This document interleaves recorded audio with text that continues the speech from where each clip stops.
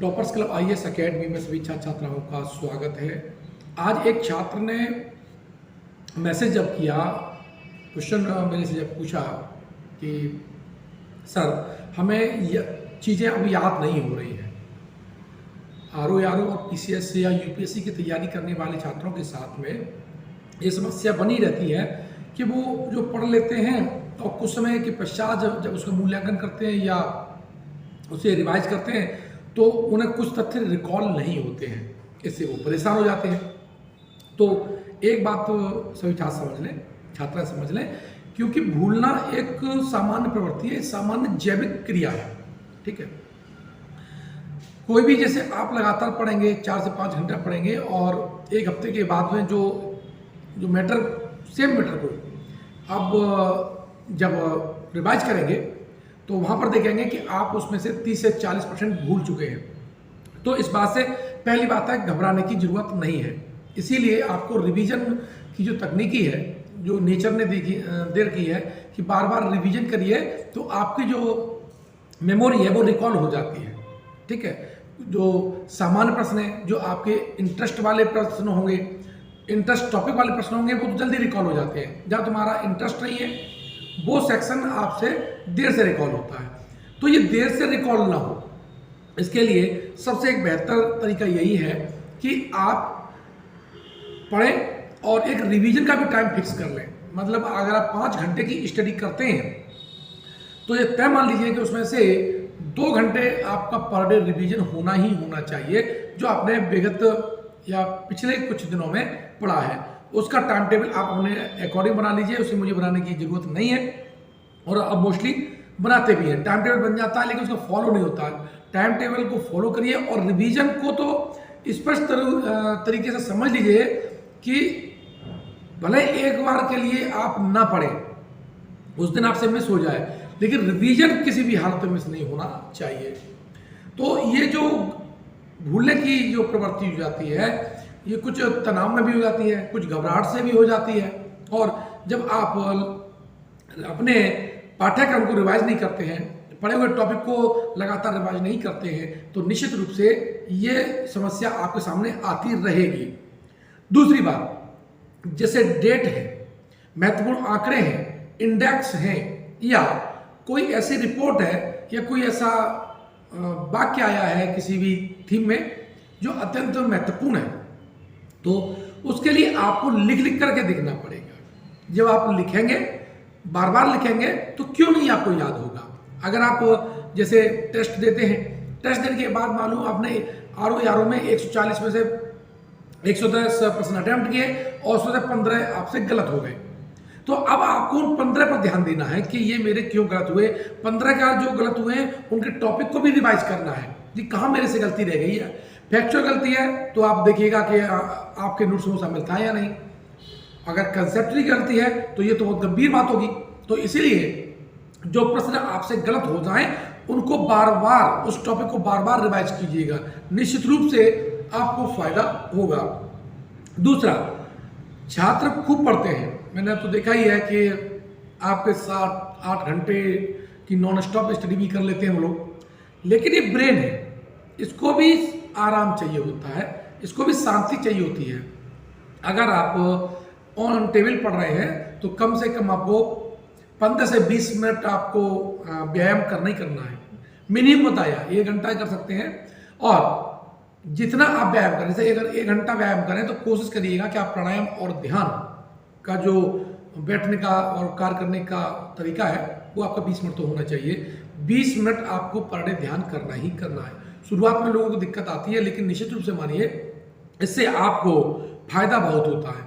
और ध्यान करने से आपके माइंड को रिलैक्स मिलता है, और प्राणायाम करने से ऑक्सीजन का लेवल आपके अंदर ज़्यादा मौजूद होता है, इससे मेमोरी बढ़ती है और रिकॉल की पावर भी बढ़ती है। तो जो छात्र हैं वो एक नियमित दिनचर्या है वो कर लें कि सुबह उठे और आप ना थोड़ा जॉगिंग करना है, थोड़ा कसरत करना है और ध्यान ज़्यादा से ज़्यादा करना है। ठीक है, साथ ही जब आप ध्यान कर लें और बिल्कुल तैयार हो जाए तो सुबह का जो 1 से 1.5 घंटा है वो केवल रिवीजन पे लगाइएगा और नए तथ्यों को पढ़ने पे लगाइएगा। जैसे अगर 5 बजे उठते हैं तो 5 से 8 का जो शेड्यूल है, तो उसमें 1 घंटे में तो सारा कुछ आप कर ही लेंगे। फ्रेश होना है, व्यायाम करना है, सारा कुछ कर लीजिएगा, 1 से सवा घंटे में निपटा दीजिएगा। आराम से हेल्दी नाश्ता कीजिएगा और नाश्ता करने के बाद ही टेबल पे आप जाइएगा पढ़ने। अब तो ऐसा नहीं है कि व्यायाम कर लिया और बैठ गए, तो थकावट तो वैसे भी हो जाएगी। तो इस बात को प्रॉपर वे में ध्यान करना है कि हमारा डेली का शेड्यूल क्या है और हम कैसे पढ़ना है। तो उस वक्त क्या करेंगे आप, सुबह के जो टाइम है उसमें ज़्यादा से ज़्यादा रिवीजन करेंगे, तो इससे आपकी रिकॉल पावर स्वतः ही बढ़ती जाएगी। और 20 से 25 दिन के बाद आप देखेंगे कि आप जो पढ़ रहे हैं और जब एग्ज़ाम देंगे, टेस्ट सीरीज देंगे, तो आपको बहुत आसानी से तथ्य याद हो रहे होंगे। और एक बहुत महत्वपूर्ण बात है, जैसे बर्तनी है, जो हिंदी में आरो यारो की बात कर रहा हूँ, जैसे बर्तनी है, तो बर्तनी को याद करने के बजाय लिख लिख के आप प्रैक्टिस करिए। कुछ सेक्शन ऐसे हैं जो कि आप रिवीजन ऐसे कर सकते हैं पढ़ करके है, लेकिन कुछ ऐसे हैं जो आपको लिखकर ही देखने पड़ेंगे। जैसे आप युद्धों का जो क्रम है, उपाधियां हैं, ठीक है, साथ ही जैसे डेट है, इनको तो आप लगातार लिख के ही देखिएगा। अब हमारे प्रधानमंत्री कहाँ कहाँ गए हैं, राष्ट्रपति महोदय कहाँ कहाँ गई हैं, उन देशों का क्रम क्या है ना, जाने का क्रम क्या है। तो जहाँ 5-6 बार आप लिख लेंगे तो वो सब चीज़ें आपको याद हो जाएंगी। अब जैसे इंडेक्स है, अब इंडेक्स को आप कितना याद करेंगे, तो वहाँ भूल सकते हैं। तो इंडेक्स के लिए एक अलग पॉलिसी है कि जो जो नए इंडेक्स आए, केवल आप उसको एक सादा पेपर लिख लीजिएगा, और जब उसे मान लो एक पेपर में आपने 10 इंडेक्स का नाम दे रखा हुआ है, जैसे मैंने कहा कि पीस इंडेक्स है, ठीक है, तो उसमें 10 इंडेक्स का नाम रख लीजिए, और जब आप टेबल पे जाइए तो 10 इंडेक्स के बारे में लिखना स्टार्ट कर दीजिए कि इसे किसने जारी किया, कौन जारी करता है इसे, पहली बार ये कब आया, और वर्तमान जो इंडेक्स जारी हुआ है जिस वर्ष का, जैसे 2023 का है, तो पहली रैंक किसकी है, टॉप 4 किसकी है, और लास्ट के लोएस्ट 4 जो कंट्री कौन से हैं, और भारत की रैंक क्या है, पॉइंट्स क्या है। जब आप लिखेंगे 3-4 बार में, 3-4 दिन में, तो आपका कंप्लीट हो जाएगा। और इंडेक्स तो हमेशा महीने में 2-4 आते ही रहते हैं, तो इस तरह से उसका पर जो आपने जो एक पेपर लिखा हुआ है, इंडेक्स के नाम लिखे हुए हैं, वो लंबा होता जाएगा, लेकिन रियलिटी बात है कि आपको सारे याद होते जाएंगे। तो जो प्री होता है वो ज़्यादा से ज़्यादा पढ़ने से होता है, और जो अशुद्धियाँ दूर होती हैं, कन्फ्यूजन दूर होता है, जो तुम्हें भूलने वाले जो प्रश्न होते हैं वो लिख करके याद होते हैं। तो ध्यान रखिएगा, अनुपात रखिएगा कि 70% मुझे पढ़ना है और उस समय में, और 30% आपको रिवीजन करना है। अब आपको लगता है कि आपका पाठ्यक्रम ज़्यादा से ज़्यादा कवर हो गया है, तो आप रिवीजन वाला जो सेक्शन है वो बढ़ा दीजिएगा, और फिर एक नया सेक्शन खोल दीजिए नियमित मूल्यांकन का। और एक बात बता देते हैं कि अगर आप लगातार टेस्ट सीरीज देते हैं, ये तय मानिएगा आपकी रिकॉलिंग पावर भी बढ़ती है, आपको अपनी कमजोरियां समझ में आती हैं, कौन सा प्रश्न मैं गलत कर रहा हूँ, मेरे गलत करने की प्रवृत्ति क्या है। तो ध्यान रखिएगा, पढ़ना जरूरी है, लेकिन उससे ज़्यादा जरूरी है रिवीजन करना, और उससे भी ज़्यादा जरूरी है आपका टेस्ट सीरीज के द्वारा अपना मूल्यांकन करना। एक तो बात ये हो गई कैसे आपको रिकॉलिंग पावर करें, लेकिन आप एक चार्ट स्वयं बनाइए टेस्ट सीरीज का। टेस्ट सीरीज का मतलब है आपने 140 का कोई टेस्ट दिया हुआ है, नियमित फुल टेस्ट आप दे रहे हैं, और प्रत्येक में आप देखिए कितने प्रश्न कर पा रहे हैं। जैसे 140 में अगर आप टॉपिक वाइज अगर टेस्ट दे रहे हैं, तो उसमें से 110 करना ही करना है आपको। अगर 110 से नीचे आ रहे हैं तो निश्चित रूप से आपकी तैयारी कम चल रही है, या कोई ना कोई उसमें खामी जरूर है। क्यों कि एक टॉपिक का एक निश्चित दायरा होता है, अगर उससे अगर 140 प्रश्न बनना है और उसमें आप 110 नहीं कर पा रहे हैं, इसका मतलब है कि टॉपिक पर आपकी पूरी पकड़ नहीं है। जैसे मैंने इतिहास की बात करूं, तो इतिहास को सेक्शन को ऐसे कर सकते हैं, आप पाषाण काल से लेकर के मौर्य काल तक का एक टॉपिक बना सकते हैं, ठीक है। और अगर ज़्यादा जब पहली बार बच्चे पढ़ रहे हैं तो वो पाषाण काल से लेकर के वैदिक सभ्यता तक, फिर मगध के उत्कर्ष और महाजनपद से लेकर के मौर्य काल तक 2 बना लिए। अब इसमें जो पेपर आए हैं, सबसे पहले आप घटना चक्र से उठा करके पुराने पेपर्स का डालिएगा, जो जो उसमें आए पूछे गए प्रश्न को, और उसके बाद कोई अच्छी टेस्ट सीरीज लीजिएगा। नहीं तो अगर आपको कहीं नहीं है तो मेरे टेलीग्राम पर मिल जाएगी, हमसे मिल जाएगी, तो वहाँ से टॉपिक वाइज टेस्ट लीजिएगा, और वहाँ आप देखिएगा आप कितना % कर पा रहे हैं। ज़्यादा से ज़्यादा अगर कर रहे हैं, 110 से प्लस कर रहे हैं तो आपका तैयारी ठीक है। 110 से नीचे आ रहे हैं तो इसका मतलब है कोई ना कोई उसमें दिक्कत है, रणनीति में या रिवीजन में कोई ना कोई कमी है या कंसेप्ट में कोई कमी है। तो निश्चित रूप से टॉपिक वाइज आपका रिवीजन कीजिए और टॉपिक वाइज ही आप क्या है उसको टेस्ट दीजिएगा। तो ये एक अच्छी रणनीति होती है। साथ ही अब आप देखते हैं बहुत से बच्चे ये कह रहे हैं कि सर वैकेंसी कब आएगी, मतलब पर डे 2 से 4 लोग ये पूछते ही रहते हैं कि वैकेंसी कब आएगी, नोटिफिकेशन कब आएगा। अरे भाई, नोटिफिकेशन जब आएगा तो वो आएगा ही, लेकिन ध्यान रखिएगा अगर नोटिफिकेशन के बाद अगर 2 महीने में अगर एग्जाम हो गया तब आप क्या करेंगे, तो पाठ्यक्रम कैसे करेंगे, आपको एक्स्ट्रा तैयार हो जाएगा। वैकेंसी आनी है ये तय है, अध्याचन पहुंचा है, जरूर आएगी वैकेंसी है। तो बजाय नोटिफिकेशन कब आए, आप पूरा का पूरा ध्यान इस बात पे लगाइए कि मेरा पाठ्यक्रम, मेरा सिलेबस कितने दिनों में कंप्लीट हो जा रहा है। अगर सिलेबस कंप्लीट ज़्यादा से ज़्यादा कर रहे हैं तो टेस्ट सीरीज में कितनी ज़्यादा से ज़्यादा लगा लूँ, इस पर फोकस करिएगा। क्योंकि देखिए जो पीसीएस का आप देखिएगा पिछली बार 9 से 10 महीने में आयोग ने कंप्लीट कर दिया है, आयोग में बहुत कुछ बदलाव हो रहा है। तो समीक्षा अधिकारी का भी अगर आएगा तो वो 1 साल में आपका कंप्लीट कर देगा। और अगर ऐसा हो गया कि नोटिफिकेशन के बाद अगर प्री परीक्षा में केवल 3 महीने का समय मिला तो 90 दिन में आप इसका पाठ्यक्रम कर लेंगे, इस पर थोड़ा संदेह है। और विशेषकर उन छात्रों को जो पहली बार इस एग्जाम की तैयारी कर रहे हैं उन्हें तो 5 से 6 महीने लगेंगे ही लगेंगे। अगर आपने ये लास्ट के 2 महीने बर्बाद कर दिए हैं तो कृपया करके अपनी इस भूल का सुधार कीजिए और अपने आवर्स और टाइम मैनेजमेंट को मैनेज करते हुए, सुधार करते हुए अपने पाठ्यक्रम को 3 से 3.5 महीने के बीच में कंप्लीट कर लेना है। और इस बीच में कम से कम आपको 40 टेस्ट टॉपिक वाइज भी देने चाहिए। इससे आप निश्चित रूप से एक सीट पक्की कर लेंगे। देखिए आपका वास्तविक युद्ध किन से होने जा रहा है उनके बारे में आप समझ लीजिएगा, वो किस रणनीति को फॉलो करते हैं। आप देखो समीक्षा अधिकारी और सहायक समीक्षा अधिकारी की परीक्षा को मैं टारगेट रखूं तो बहुत से ऐसे बच्चे होंगे 1000-1500 जो इस परीक्षा में फेल हुए होंगे, मेन से फेल हुए होंगे, कुछ टाइपिंग में फेल हुए होंगे।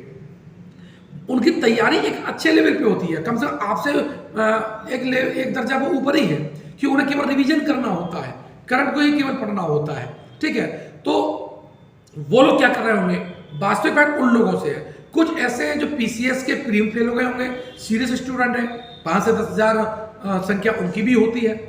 कुछ स्टूडेंट 1000-1500 ऐसे होंगे जो मेंस फेल कर गए होंगे, कई जॉब नहीं है, वो भी इस सेक्शन में लगे होंगे और ऑलरेडी उनका 70 से 80% पाठ्यक्रम कंप्लीट होगा। तो जो वास्तविक लड़ाई है आपको क्रीम से है और उनकी संख्या 30 से 40 हजार होती है। उनको फाइट देना है, आपको उनको टक्कर देना है, क्योंकि उनके पास सिलेबस लगभग कंप्लीट होता है, केवल रिवीजन और टेस्ट सीरीज का ही वो अपना समय देते हैं। तो आपको पाठ्यक्रम को कंप्लीट करते हुए रिवीजन की संख्या बढ़ाना, रिवीजन का समय बढ़ाना पड़ेगा और टेस्ट का समय बढ़ाना पड़ेगा, तब आप उनसे फाइट होंगे और निश्चित रूप से आप अपनी एक सीट आरओ और एआरओ में पक्की कर चुके होंगे। हिंदी की बात कर लें, हिंदी में तो आप पर डे आपको 2 घंटा देना ही देना है। हिंदी को लोग ओवर कॉन्फिडेंस में कर देते हैं कि भैया हो जाएगा। अरे आप टेस्ट दीजिए, कोई सा भी किसी भी टेस्ट उठा के देखिए, क्या आपके 55 आ रहे हैं? अगर आपके 48 से 45 से नीचे आ रहे हैं तो इसका मतलब है कि वो जो सफल कैंडिडेट है उसकी श्रेणी में आप नहीं है। जो सफल होता है, जो पास होता है, वो निश्चित रूप से 55 प्लस करके ही आता है और 55 नहीं करेगा तो 50 तो करके आ ही आएगा। आप उठा करके रिकॉर्ड देख लीजिएगा, जो भी सेलेक्ट हुए हैं उनके हिंदी में 50+ नंबर हैं, जरूर है। तो आप हिंदी पर अगर ओवर कॉन्फिडेंस होते हैं तो ये आपकी रणनीतिक भूल है और ये अपने पैरों पर कुल्हाड़ी मारने के समान है। ठीक है, अब जैसे हिंदी है, हिंदी को 2 सेक्शन में बांटना पड़ेगा। एक है फैक्चुअल है, जो याद करना होता है, वो रिवीजन वाले पार्ट में समझिएगा। लेकिन वर्तनी, वाक्य शुद्धि और इसमें तो आपको वर्तनी को तो लिख कर देखना पड़ेगा और जो वाक्य है वो चूंकि लगभग सारे ग्रामर को समेटे हुए है तो उस पर ग्रामर की दृष्टि से आपको 1-2 बार पूरा रिवाइज करना पड़ेगा, नियमों को रिवाइज करना पड़ेगा, पुराने पेपर्स को देखना पड़ेगा।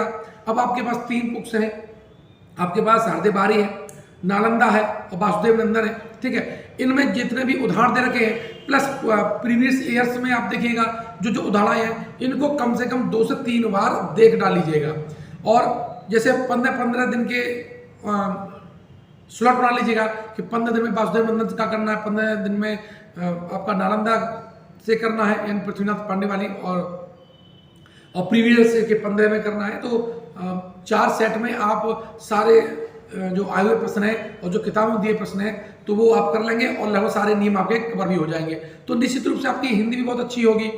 लोग लिखने में जो वर्तनी में अशुद्धि कर देते हैं, अब मान लो 5 वर्तनी आई, उसमें से आपने 3 सही की, 2 गलत कर दी, बाहर हो गए ना।